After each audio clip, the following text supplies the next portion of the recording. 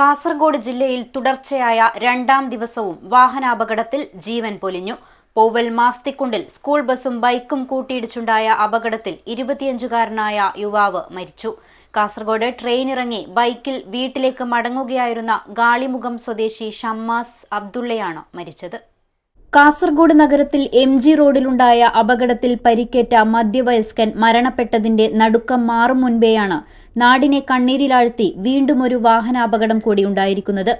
വ്യാഴാഴ്ച രാവിലെ 9 മണിയോടെ പോവൽ മാസ്തിക്കുണ്ടിലാണ് സംഭവം.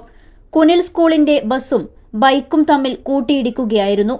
കോഴിക്കോട്ടെ ഒരു ജ്യൂസ് കടയിൽ ജോലി ചെയ്തു വരികയായിരുന്ന ഗാളിമുഖം ഗോളിത്തടി പുതിയ വളപ്പിലെ ഷമ്മാസ് അബ്ദുള്ളയാണ് അപകടത്തിൽപ്പെട്ടത്.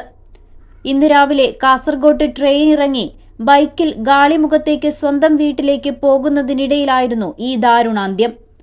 ഇടിയുടെ ആഘാതത്തിൽ ഗുരുതരമായി പരിക്കേറ്റ ഷമ്മാസിനെ ഓടിക്കൂടിയ നാട്ടുകാരുടെ നേതൃത്വത്തിൽ ഉടൻ തന്നെ ആശുപത്രിയിലെത്തിച്ചെങ്കിലും ജീവൻ രക്ഷിക്കാനായില്ല.